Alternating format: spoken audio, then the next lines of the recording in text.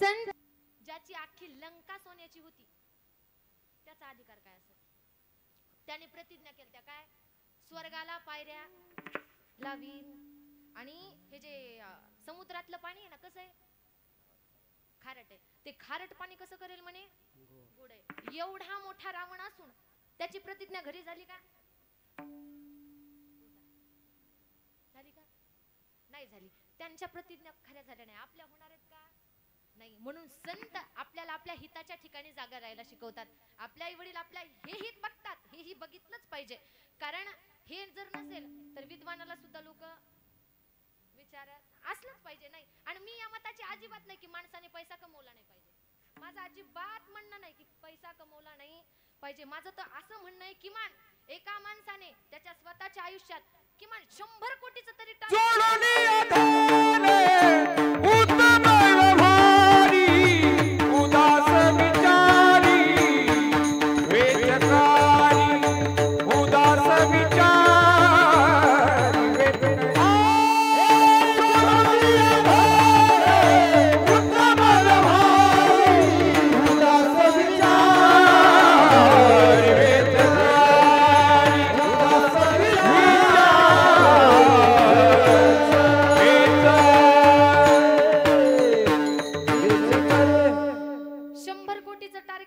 पाहिजे. पण 100 कोटीतले किमान 50 कोटी तरी दान केले पाहिजे, तेव्हा 100 कोटी पचतात.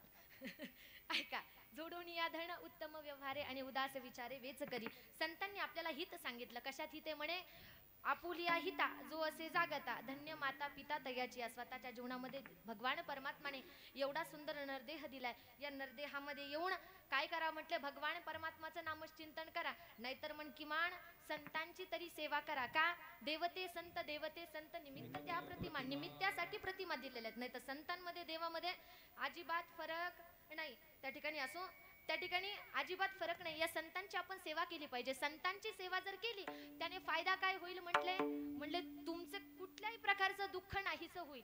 काहीच तुमच्यापाशी दुःख राहणार नाही. पण त्याच्यासाठी काय करावी लागेल? सेवा करावी लागेल. संतांची तर महती आहेच, पण जगद्गुरु तुकोबराय निवडलेल्या अभंगाच्या प्रथम चरणामध्ये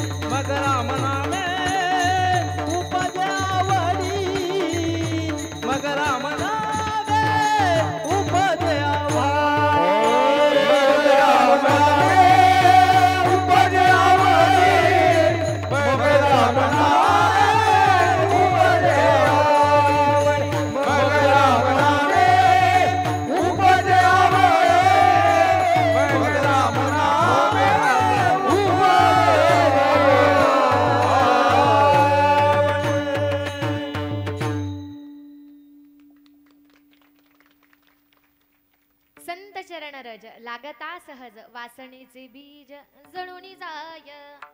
तुकोबराय म्हणतात संत चरण रज आणि लागता सहज. सहज जरी आपल्याला स्पर्श झाला तर म्हटले वासनाच नाही तर वासनेचं बीज सुद्धा नष्ट होतंय. कसं होतंय बघा? संतांच्या चरण धुलीची अपेक्षा आकांक्षा महत्वाकांक्षा तुम्ही आम्ही सर्वसामान्य जीवाने करावी, अजिबात नवल नाही. तुम्ही आम्ही करावी ना, अजिबात नवल नाही. देव इच्छी रज चरणीची साक्षात जगाचा मालक सुद्धा संतांच्या चरण धुलीची अपेक्षा करतोय. बघा लक्षपूर्वक ऐका तुम्ही, अगदी काय फार वेळ घेणार नाही तुमचा, वेळेत सोडते, टेन्शन नका घेऊ. चला भगवान परमात्माने सुद्धा संतांच्या चरण धुलीची अपेक्षा करावी. एक वेळेस काय झालं माहितीये का, द्वारिकेमध्ये भगवान श्रीकृष्ण परमात्माचं डोकं दुखायला लागलं. काय झालं, द्वारिकेमध्ये भगवंताचं डोकं दुखायला लागलं. डोकं दुखत असताना मग डोकं दुखायला लागलं, भगवान परमात्मा डोक्याला हात लावून बसले. म्हणे काय करावं, एक एक पत्नी यायला लागली. आता भगवान परमात्माच्या 16,108 पत्न्या एक एक यायला लागल्या. त्या ठिकाणी विचारायला लागल्या काय झालंय, कसं झालंय, कशाने राहील, काय बोलावं. त्यांचं चालू झालं. भगवान परमात्मा म्हटले माझं डोकं दुखतं, कशानेच राहणार नाही म्हणे, तुम्ही टेन्शनच घेऊ नका. पण जेवढे काही विलाज होते तेवढे केले, पण कशानेच राहिलं नाही. तेवढ्यामध्ये तिथं नारदजी आले. कोण आले, नारदजी आले. आता नारदजी आले, नारदजी काय आपल्या घरी जसे पाहुणे येतात अगदी कॉल करून हॅलो आम्ही येत आहोत, तुम्ही सुसज्ज राहावे असं म्हणत येतात. नारदजी तसे येणार आहेत का, नाही, ते भगवान परमात्माचे काय भक्त आहे. नारदजी आले. आता नारदजी आल्याच्या नंतर अगदी असं तोंड गप करून येत नाहीत. नारदजी आले, भजन चालू होतं. नारदजींचं भजन चालूच. नारदजी नारायण नारायण नारायण नारायण, नारदजींचं भजन चालूच. आले नारदजी. आल्याबरोबर भगवान परमात्माचा डोक्याला हात बघितला. बघितल्याबरोबर नारदजींनी म्हणावं भगवंता नेमकं काय झालं, डोक्याला हात काऊन लावून बसले. त्यावेळेस भगवान परमात्माने म्हणावं नारदजी काय करावं, खूप भयानक भयंकर असं डोकं दुखतंय. नारदजींनी म्हणावं भगवंता तुम्ही सांगा नेमकं तुमचं डोकं दुखतं राहील कशाने, डॉक्टरला बोलव, वैद्याला बोलव, हाकिमाला, नेमकं बोलव कुणाला तुम्ही सांगा, मी आत्ता बोलवतो आणि आत्ता तुमचं डोकं दुखतं राहील. भगवान परमात्माने म्हणावं नारदजी माझं डोकं दुखतं कशानेच राहणार नाही म्हटले. काय म्हणतात, माझं डोकं दुखतं कशानेच राहणार नाही. भगवान त्या ठिकाणी नारदजी म्हणायला लागले भगवंता जर दुःख आहे तर काहीतरी त्याच्यातून निरसन होण्याचं काहीतरी मार्ग सुद्धा असेल ना, काहीतरी असेल. भगवान परमात्मा म्हणतात आहे, पण खूप दुर्मिळ गोष्ट आहे, भेटणार. नारदजी म्हणतात तुम्ही सांगा, त्रिभुवनात कुठेही जाऊन घेऊन येतो, तुम्ही सांगा फक्त. म्हटल्याबरोबर भगवान परमात्मा म्हणतात नारदजी माझं डोकं दुखतं जर कशाने राहील तर ते फक्त आणि फक्त संतांच्या चरण धुलीनेच माझं डोकं राहील म्हणे. म्हणले ठीक आहे हरकत नाही. भ्रमंती करायला लागले नारदजी, त्रिभुवनामध्ये फिरायला लागले. कुणी साधू संत दिसले त्यांच्याकडे जावं, साधूजी भगवंताचं डोकं दुखतंय आणि ते फक्त तुमच्याच चरण धुलीने राहील, संतांच्याच चरण धुलीने राहील. साधूंनी म्हणावं नारदजी आम्ही काय इतके वेडे आहेत का, इतके वेडे आहेत आम्ही की आमच्या पायाची चरणाची चरण धूल आम्ही देवाच्या डोक्याला लावायला देऊ काय. या जन्मामध्ये एवढ्या केसांच्या अगदी जटा झाल्या, कुणी एका पायावरती राहून तपश्चर्या केली, कुणी बिना पाण्याची तपश्चर्या केली, कुणी अन्न सोडून हे काय फक्त भगवान परमात्माच्या आमची चरणधूल भगवंताच्या डोक्याला लावण्यासाठी केलं का नारदजी. आम्ही अजिबात नाही. आम्ही हे मोक्ष मिळवण्यासाठी म्हणा, भगवान परमात्माच्या चरणाशी जागा मिळवण्यासाठी म्हणा, ह्याच्यासाठी केलं. तुम्ही म्हणता चरणाची चरण धुली द्या, दिलीही असती, पण म्हटले जर संत आमच्या चरणाची चरण धुली देवाच्या डोक्याला जर लागली तर म्हणे नारदजी आम्हाला नरकात जावं लागेल म्हणे, नरकात. त्याच्यासाठी साधना नाही केली आहे, प्रत्येकाकडे जावं. एका साधूजींनी तर नारदजींनाच प्रश्न टाकला, म्हणे नारदजी रात्रंदिवस तुमच्या मुखामध्ये भगवंताचं नामचिंतन आहे, तुम्ही सुद्धा संतच आहेत, भगवान परमात्माचे खूप मोठे संत आहेत, भगवान परमात्मा तुमचं पूजा करतात, एवढे तुम्ही अधिकार संपन्न संत आहेत. एवढं फिरण्यापेक्षा तुमच्याच पायाखालची चरण धुली घ्या, भगवंताच्या डोक्याला लावा ना. पण प्रश्न पडलेला की जर लागली तर काय होईल म्हणे, नरकात जावं लागेल म्हणे. काय करावं, अख्ख्या त्रिभुवनामध्ये फिरायला लागले. फिरत असताना नारदजींच्या लक्षात आलं, नारदजी म्हणतात अरे वृंदावनामध्ये गोपिका आहेत, राधाराणी आहेत आणि त्या सुद्धा भगवान परमात्माच्या भक्तच आहेत, संतच आहेत, आपण जाऊयात त्यांना विचारूयात. त्यावेळेस नारदजी वृंदावनामध्ये जातात. वृंदावनामध्ये गेल्याच्या नंतर जसं नारदजींनी जावं तशाच गोपिकाने राधाराणींनी यावं. नारदजी तुम्ही आमच्या भगवान परमात्मा कृष्णाचा, कान्हाचा, लालाचा निरोप घेऊन आलाय का तुम्ही, की तुम्ही समोर आहेत आणि आमचा कान्हा माग आहे असं. कारण भगवान परमात्मा वृंदावन सोडून, गोकुळ सोडून कुठे गेले होते, द्वारकेला गेले होते. त्या व्याकुळतेमध्ये त्या ठिकाणी अगदी गोपिका राधाराणी सगळे व्याकुळ. कारण भगवान परमात्मा गेल्याच्या नंतर वृंदावनामध्ये असं दिसायला नुसते होते पण मृत झाल्यासारखे होते. कुणाच्या मध्ये एक करण्याची उमेद काहीच राहिलेलं नव्हतं. का, कारण त्यांचा प्राण कुणामध्ये होता, भगवान परमात्मा मध्ये होता. एवढी भक्ती, एवढं प्रेम असणाऱ्या राधाराणी गोपिका नारदजींनी जावं, म्हणावं नाही भगवान नाही आलेत माझ्या मागे, मी आलोय. म्हणले तुम्ही कसं काय, त्यावेळेस नारदजींनी सांगावं, राधाराणी द्वारिकेमध्ये भगवान गोपाल कृष्णाचं खूप डोकं दुखतंय. त्यावेळेस नुसतं म्हटले नारदजी की कन्हैयाचं डोकं दुखतंय, त्यावेळेस राधाराणी आणि गोपिका मागचा पुढचा कुठलाच विचार करत नाहीत आणि म्हणतात, नारदजी आमच्या कान्हाचं डोकं दुखतंय, नेमकं राहील कशाने, आम्हाला औषध सांगा. त्यावेळेस नारदजींनी म्हणावं, गोपिकांनो ते औषध तितकं सोपं नाही आहे, तेवढं साधं नाही आहे. गोपिकांनी आणि राधाराणीने म्हणावं, नारदजी तुम्ही फक्त सांगा, आमच्या कानासाठी आम्ही प्राण द्यायला सुद्धा तयार आहे, तुम्ही फक्त सांगा नारदजी. नारदजींनी सांगावं, नारदजींनी म्हणावं, गोपिकांनो राधाराणी ज्यावेळेस तुमच्या चरणाची चरण धुली भगवान गोपाल कृष्णाच्या डोक्याला लागेल ना, तेव्हाच तुमचं डोकं दुखतं राहील. म्हटलं बरोबर. गोपिकांनी राधाराणीने मागचा पुढचा कुठलाच विचार करू नये, पायाखालची मुठभर माती उचलावी आणि नारदजींच्या स्वाधीन करणार. तेवढ्यामध्ये नारदजी म्हणतात, गोपिकांनो राधाराणी तुम्ही विचार केलाय का, तुमच्या चरणाची चरण धुली भगवान परमात्माच्या डोक्याला लागणार आहे. म्हणे हो हरकत नाही, पण आमच्या कानाचं डोकं राहणार आहे ना. त्यावेळेस म्हटले, डोकं राहील ही गोष्ट खरी, पण तुम्ही विचार केलाय का, ज्यावेळेस तुमच्या चरणाची चरण धुली भगवान परमात्माच्या डोक्याला लागेल, त्यावेळेस तुम्हाला नरकात जावं लागेल. म्हणे काय म्हणतात, त्यावेळेस तुम्हाला नरकात जावं लागेल. मैबाप त्या राधाराणीने गोपिकांनी दिलेलं उत्तर फार सुंदर आहे. भगवान परमात्म्यावरती किती प्रेम केलं पाहिजे, कसं प्रेम केलं पाहिजे, किती भाव असला पाहिजे, किती भक्ती असली पाहिजे, किती निष्ठा असली पाहिजे. त्या गोपिकांनी आणि राधाराणींनी नारदजींना उत्तर दिलं. म्हणे नारदजी आमच्या चरणाच्या चरण धुलीने जर आमच्या कान्हाचं, आमच्या लालाचं, आमच्या कन्हैयाचं जर डोकं दुखतं राहत असेल ना, तर आम्ही नरकात जायला सुद्धा तयार आहे. त्याला भक्ती आणि प्रेम म्हणतात. त्याला म्हणतात एवढं प्रेम करावं भगवान परमात्म्यावरती. का, कारण भगवान परमात्मा असाच आहे. देवा भावाचा भुकेला, देवा भावाचा भुकेला, वैकुंठ सोडून आला, वैकुंठ सोडून आला, वैकुंठ सोडून आला, देवा भावाचा भुकेला. त्या भगवान परमात्माला फक्त भाव लागतो. तुम्हाला सांगू, जर भाव असेल ना, तर तो भगवान परमात्मा तुमच्यासाठी काहीही करतो. मला सांगा, भगवान परमात्माच्या मंदिरामध्ये आपण जातो, बरोबर जातात ना आपण सर्व, भगवंताच्या मंदिरामध्ये आपण जातो. पण बघा, जीवनामध्ये अशी भक्ती करावी, एवढी सुंदर भक्ती करावी की त्या भगवान परमात्माला वाटावं की अरे माझ्या या भक्ताची एवढी निष्ठा आहे, एवढी श्रद्धा आहे, एवढी प्रेम आहे, एवढा भाव आहे की मी याच्या घरी जाऊन याच्या घराचं मंदिर झालं पाहिजे. याला भक्ती म्हणतात, याला प्रेम म्हणतात. हे आपण केलं पाहिजे. आपण भगवंताचं उच्चिष्ट खातो ना, नवल नाही, त्या भगवंताने उच्चिष्ट खाल्लं पाहिजे. तुम्ही म्हणाल ताई तो जगाचा मालक आमचं उच्चिष्ट खात असतो का? खातो ना.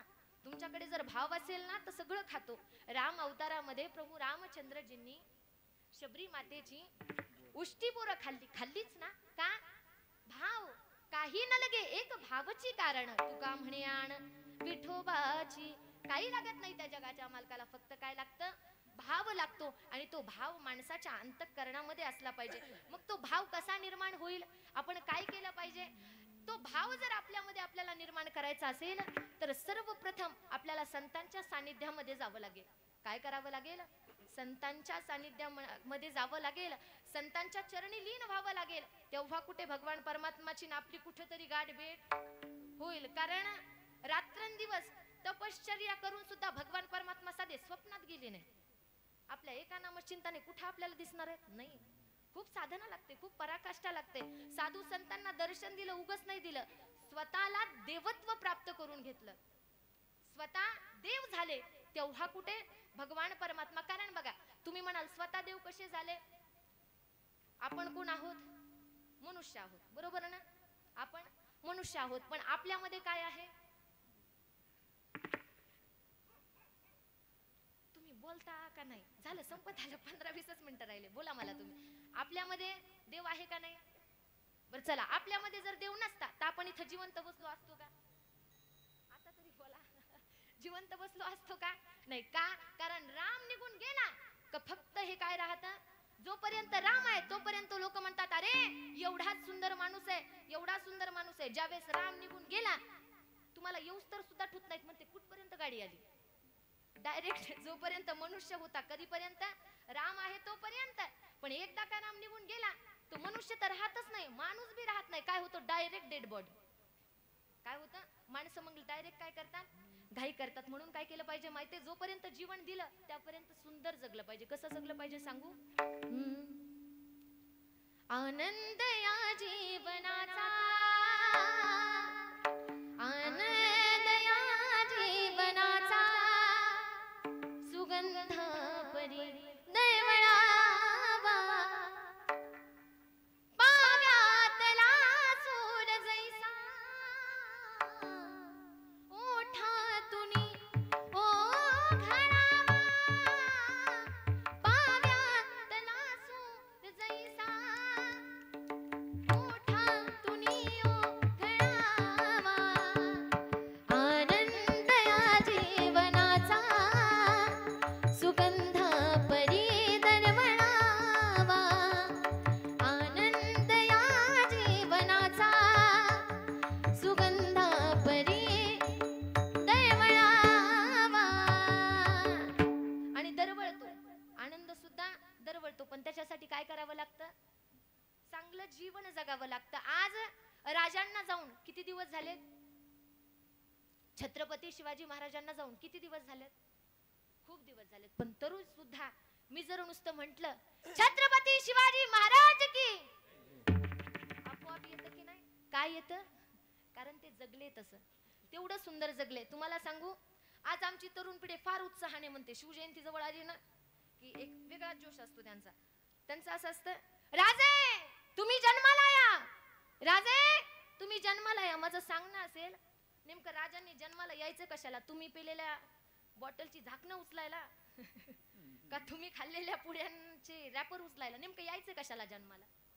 तुम्हाला सांगू माझ्या भावंडांनो, राजा व्हायचं, राजांसारखं जीवन जगायचंय ना, स्वतःला मावळा म्हणून घ्यायचंय ना, त्याच्यासाठी एवढं काही.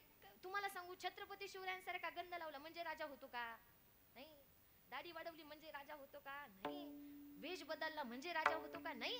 तुम्हाला सांगू, ज्यावेळेस उंबऱ्याच्या बाहेर पाऊल ठेवल्याच्या नंतर तुम्हाला प्रत्येक मुलीमध्ये तुमची बहीणच दिसेल, त्याच वेळेस तुम्ही छत्रपती शिवरायांची मावळे आहेत. असे आहेत का, असं कितीही काय करा आणि कितीही मोठा गंध लावा, काही परिणाम पडणार नाही. त्याच्यासाठी लावलं पाहिजे, केलं पाहिजे का, पण त्याच्यासाठी अंतःकरण सुद्धा तितकं पवित्र आणि निर्मळ असलं पाहिजे. राजांचे संस्कार आहेत. तुम्हाला सांगू, तरुण पिढीने राजाकडून, तुम्हाला सांगू, राजांना ना डोक्यावर तर आपण घेतलंच पाहिजे, कारण घेतलंच पाहिजे, आपले बाप आहेत ते.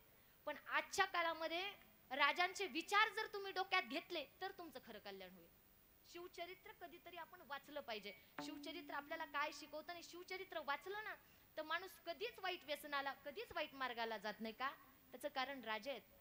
आता बघा त्या ठिकाणी आपल्याला माहिती आहे, माझ्या छत्रपती शिवरायांनी एवढं मोठं राज्य घडवलं, एवढं सुंदर राज्य घडवलं, पण त्याच्यामध्ये राजमाता राष्ट्रमाता आऊसाहेब जिजाऊंचे फार मोठे योगदान आहेत, फार मोठं मुलाचं मार्गदर्शन आहे. उगाच राजे घडले का, उगाच राजे घडत असतात का, कुणाच्याही घरी छत्रपती शिवाजी महाराज जन्माला येतात, नाही येत. आपल्याला वाटतं छत्रपती शिवाजी महाराज जन्माला यावेत, पण कुठं, शेजाऱ्याच्या घरी, आपल्या घरी यावे असं इतकी संकोचित वृत्ती झाली आपली. आपल्याला काय वाटतं, काय खरंच आपण विचार केला पाहिजे कधीतरी, आपण काय विचार करतोय या गोष्टीचा. ऐका, राजे घडले, पण त्याच्यासाठी आऊसाहेबांनी लहानपणापासून शिवरायांना तसे संस्कार लावले, तेव्हा राजे घडले. अहो अवघं 4-5 वर्षाचं वय होतं राजांचं, किती, 4 ते 5 वर्षाचं वय होतं. गावामध्ये तमाशाचा तंबू आला होता. राजांनी काहीतरी वाजतंय म्हणून गेले, काहीतरी आवाज येतोय म्हणून गेले. जसे गेले पाहायला जाणार तेवढ्यामध्ये दासीला दिसले की अरे राजे तिकडे गेलेत. दासीने आऊसाहेबांकडे जावं, आऊसाहेबांना म्हणावं, आऊसाहेब बाळराजे तिकडे गेलेले. त्यावेळेस आऊसाहेबांनी हातातलं काम सोडून राजांच्या पाठीमागे जावं, राजांनी बघण्याच्या आतमध्ये राजांच्या हाताला धरावं, फरफटत फरफटत राजमहालामध्ये आणावं आणि राजांच्या हाताला धरून शिकवण द्यावी, राजा तुम्हाला राजा व्हायचंय, तुम्हाला स्वराज्य घडवायचंय, तुम्हाला राजा व्हायचंय, तुम्हाला सिंहासनावरती आरूढ व्हायचंय, पण राजा ऐका, तुम्हाला बाया नाचवणारा नाही तर बाया वाचवणारा राजा तुम्हाला व्हायचा. शिकवण आऊसाहेबांची. हा अधिकार राजांचा होता. याला हित म्हणतात. कसं जगावं मी तुम्हाला सांगत होते. असं जगलं पाहिजे. कसं? असं अवघ्या वयाच्या खूप कमी वयामध्ये ज्यांनी जास्तीत जास्त शिवजींच्या मंदिराचा जीर्ण उद्धार केला अशा असणारे अगदी अंगावरती पांढरी शुभ्र साडी नेसून हातामध्ये छोटस शिवलिंग घेऊन स्वतः दुश्मनांशी तर लढल्या पण पूर्ण राजे सत्ता तर सांभाळलीच पण त्याच्यासोबत अध्यात्म सुद्धा सांभाळलं. आज आपण जर पाहायला गेलो तर जास्तीत जास्त त्या ठिकाणी जेवढी काही शिव मंदिर आहेत तिथलचा जो जीर्ण उद्धार आहे तो राजमाता राष्ट्रमाता अहिल्यादेवीजी होळकरांनी केलेला आहे. आपण लक्षात घेतलं पाहिजे. काय खरं काय केलंय या लोकांनी. किती आपल्यासाठी आदर्श आहेत. पण आपल्यासाठी एवढे आदर्श असून आपल्याला पण माझं सांगणं असेल माझ्या भावंडांना आपल्याला कधीतरी काहीतरी वाटलं पाहिजे की आपण नेमकं करतोय काय. आपण जर घरी गेल्याच्या नंतर विचार केला तर निश्चित आपल्याला कळेल जग कुठं चाललंय आपण कुठे. जग कुठे जातं. बोला बोला कुठे जातं. आपण कुठे. जसं तसं बघून घ्या. मी कशाला बोलू उगाच.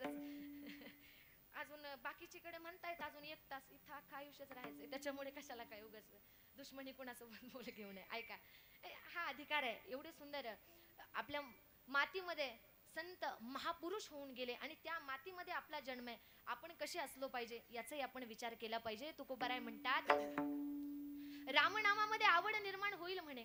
तुम्हाला आवड निर्माण होईल. बघा एकदा कुठलंही नाम असो जे तुमचं आराध्य दैवत आहे कुलदैवत आहे जे तुम्हाला दैवत आवडतं त्याच्याबद्दल तर तुम्ही मनामध्ये निष्ठा ठेवली ना तर तो भगवान परमात्मा पूर्ण करी मनोरथ. काहीही मागा तो काय करतो पूर्ण करतो. पण त्याच्यासाठी काय करावी लागते साधना करावी लागते. बरं साधना करावी लागते पण ती साधना सुद्धा अतूट असली पाहिजे ना. वरवर असली पाहिजे का. आपण राम राम म्हणतो. कसं म्हणतो राम राम राम राम राम. हे राम राम जात नाही तिथं. अगदी जे बेंबीच्या देठापासून राम राम केलं जातं तेच राम राम कुठे जातं तुम्हाला माहितीये का. शास्त्र असं सांगतं की आयुष्यभर बरं पूर्ण कुणी 100 वर्ष जगल कुणी 150 कुणी 200 जेवढं आयुष्य असेल तेवढ्या आयुष्यामध्ये जन्मल्यापासून मरेपर्यंत जरी आपण नुसता अभ्यास अभ्यास अभ्यासही केला नुसतं ज्ञान अर्जनच जरी केलं तरी माणूस शेवटच्या श्वासापर्यंत त्याचं ज्ञान किती होतं माहिती आहे का. किती होत असेल बरे तुमचा अंदाजे. तुम्ही म्हणा आम्ही एक म्हणा तुम्ही दुसरंच म्हणा त्याच्यापेक्षा आम्ही बोलतच नाहीत काही.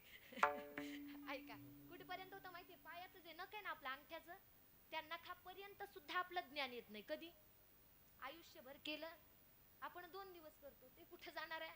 त्याच्यामुळे माणसाच्या जीवनामध्ये नित्यनेम असला पाहिजे. नित्यनेम म्हणामी ते प्राणी दुर्लभ लक्ष्मी वल्लभ तया जवळी. त्या रामनामामध्ये आवड निर्माण होईल. रामनामामध्ये आवड निर्माण झाली की मग काय होईल म्हणे कंठी प्रेम दाटे नयनी नीर लोटे आणि हृदयी प्रगटे राम रूप. त्या भगवान परमात्माची छवी आपल्या त्या ठिकाणी अंतःकरणामध्ये रुजवावी याच्यासाठी काय केलं पाहिजे नामचिंतन. का यत् फलम नास्ति तपसा न योगेन समाधिना तत्फलम लभते सम्यक कलौ केशव कीर्तनात. श्रीमद भागवतामध्ये शुकाचार्यजी वर्णन करतात काय यत् फलम नास्ति तपसा.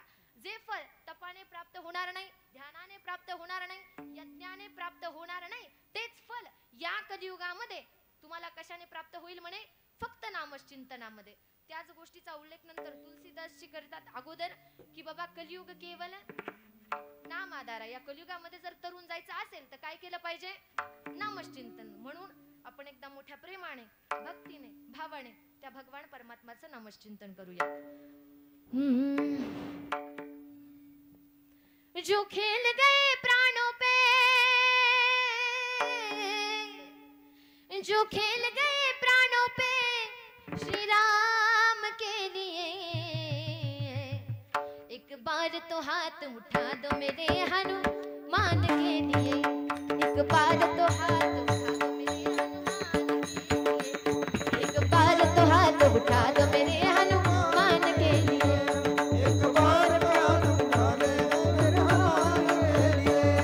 सागर को लांग के उसने सीता का पता लगाया. प्रभु राम नाम का डंका लंका में जाके बजाया. राम नाम का डंका लंका में प्रभु राम नाम का डंका लंका में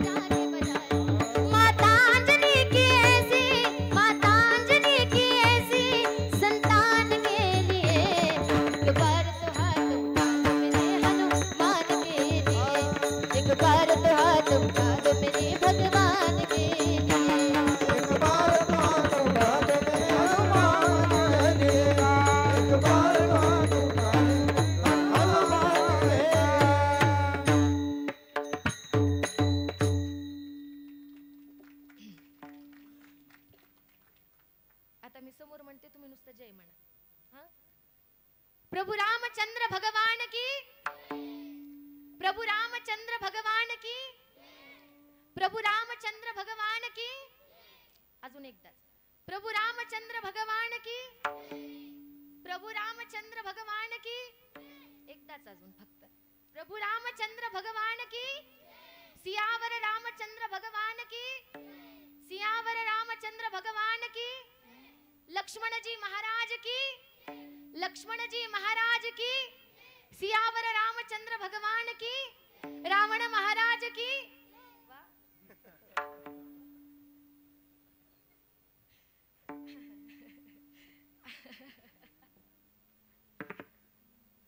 रॉंग नंबर लागला का?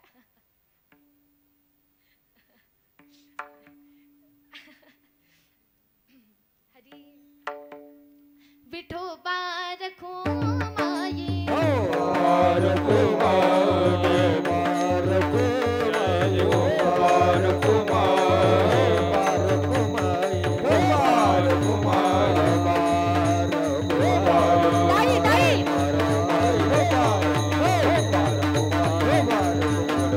रखो माये. हरी हरी हरी रखो माये. ले ले ले तोमा तोमा तोमा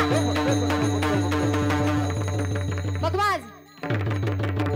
टाळ टाळ्या. वाह बकवास.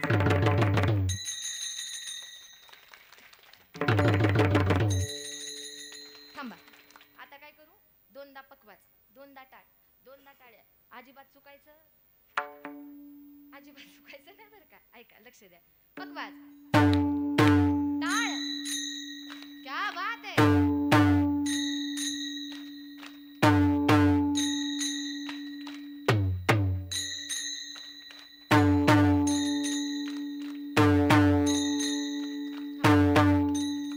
वाजवा बरं जरा टाळी. वा, वा, वा. आहेत सगळे जागेच. टोमा टोमा टोमा टोमा.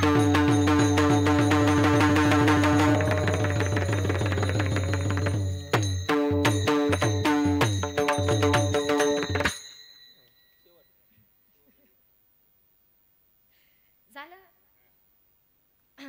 सांगा चालू देऊ का थांबू. नाही नाही थांबा थांबा. माझंच राहिलं अजून. शेवटला म्हणायचे का आता. ऐका ना शेवटला काय म्हणजे कुणालाच काय हे नाही. भैरवी सगळेच म्हणते. अजिबात टेन्शन नका घेऊ. तुम्ही जर म्हटले ताई सकाळच्या 4 पर्यंत चालू द्या, बिनधास्त चालू देते, काही टेन्शन घेऊ नका. आणि तुम्ही जर म्हणले लगेच तर लगेच मला काय आहे.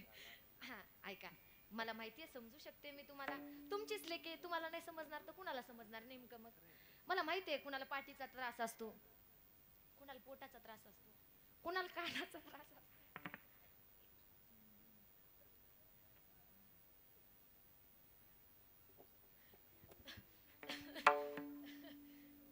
कुणाला कानाचा त्रास असतो, कुणाला डोळ्यांचा त्रास असतो. प्रत्येकाचा त्रास कसा आहे. आणि काही काही जणांना झोपेचा सुद्धा खूप मोठा त्रास. खरंय हसलं बी पाहिजे माणसाने. जी माणसं मोकळ्या मनाने हसतात ती माणसं मोकळ्या मनाची असतात. जी माणसं आतल्या हात हसतात तुम्ही समजून घ्या. असो आपण सर्व आहात. आपल्या सर्वांना धन्यवाद. काय झालं माहितीये का, सुरुवातीला तुम्हाला थोडासा वाटला असेल काय आम्ही खूप लांबून प्रवास करून आले. मी काय गावातून नाही आले, साताऱ्याला कीर्तन होतं, साताऱ्याहून आले. इथंच मी 8:15 आले. फक्त 10 मिनिटात आवरले. तुम्ही तरी खाऊन आलात. सकाळपासून काही नाहीये माझ्या पोटात. म्हणून असो अगदी आपण सर्व आहात, वेळेतला वेळ काढून आलात. तुमच्या सर्वांना धन्यवाद देते. आमचे महाराष्ट्रातील सर्व नामांकित महाराज मंडळी आहेत यांनाही धन्यवाद. मृदंगाचार्य दादा आहेत यांनाही धन्यवाद. अगदी 2 YouTube चॅनल सुद्धा इथे उपस्थित आहेत. त्या ठिकाणी आमचे अगदी माझ्यावरती पुत्रीवत प्रेम करणारे असे असणारे आमचे श्री हरिभक्ती परायण आमचे महाराज काका खवणे पिंपरीचे काका आहेत. काकांनाही धन्यवाद. काकांचं चॅनल कोणतं आहे काका? वा वा वा. ज्ञानाई तडका आमच्या काकांचं चॅनल आहे. नंतर तुम्हाला वाटलं कीर्तन ऐकायचंय त्या ठिकाणी मग कीर्तन तुम्ही ऐकू शकता. आमचे दुसरे दादा आहेत अगदी आमचे मोठे बंधुराज म्हणायला हरकत नाही, श्री हरिभक्ती परायण रवींद्र दादा ना. हा सोळंके भाऊकीचे काही टेन्शन नाही. हा आमचे रवींद्र दादा आहेत. दादांनाही धन्यवाद. दादांचं चॅनल ग्रामीण मराठी. वा, ग्रामीण मराठी दादांचं चॅनल आहे. आता बघा, गेल्याच्या नंतर युट्यूबला कीर्तन, बघितल्याच्या नंतर युट्यूबला कीर्तन बघा, लाईक करा, सबस्क्राईब करा, शेजारी घंटीचं बटन असतं तेवढं दाबायला विसरू नका. बस एवढंच करा. आणि अगदी कारळ्यावरतून माझ्यावरती खूप पहिलेपासून जे अगदी लहान बहिणीसारखं प्रेम करतात असे असणारे आमचे देशमुख दादा, महादेव दादा देशमुख सुद्धा उपस्थित आहेत. दादांना सुद्धा धन्यवाद देते. आपण सर्व आहात, साऊंड सिस्टीम वाले दादा आहेत, सर्व आहेत. बघा, जगद्गुरु तुकोबारायांच्या अभंगावरती चिंतन करण्याचा मी एक प्रयत्न केलेला आहे. जगद्गुरु तुकोबाराय त्या ठिकाणी या अभंगाद्वारे आपल्याला संतांची महती, संतांच्या चरणधुरीची महती त्या ठिकाणी सांगतात. बघा, बोलण्याच्या ओघामध्ये एखादा शब्द जर कुणाच्या अंतःकरणाला लागला असेल तर तुमचं लेकरू म्हणून क्षमा करावं. बोलिले लेकुरे वेडी वाकुडे उत्तरे करा, क्षमा अपराध महाराज तुम्ही सिद्ध. बघा, ज्याला 4 मुली असतील त्यानं 5वी समजा, 5वी समजा. ज्याला 3 असतील 4थी समजा. ज्याला 2 असतील 3री समजा. ज्याला 1 असेल 2री समजा. तुम्ही म्हणत आहे मुलगीच नाही, मला दत्तक घेऊन टाका पण मला माफ करून टाका. बस एवढीच विनंती. असं काय कुठं ना करू नका. असं एवढीच विनंती आपल्या सर्वांच्या चरणावरती करते. झालेली सेवा भगवान परमात्माच्या चरणावरती समर्पित करते, सर्व साधू संत मंडळींच्या चरणावरती समर्पित करते आणि सेवेला पूर्णविराम देते. एकदा सर्व गुणुजन महाराज मंडळींसाठी जोरदार टाळी वाजवा, जोरदार. सर्व आले आणि असंच आपल्या सर्वांचं प्रेम आमच्या गावावरती नेहमी राहावं अशीच भगवान परमात्माच्या चरणी प्रार्थना करते आणि माझ्या शब्दांना विराम देते. ज्ञानेश्वर माऊली ज्ञानराज माऊली, जय ज्ञानेश्वर माऊली.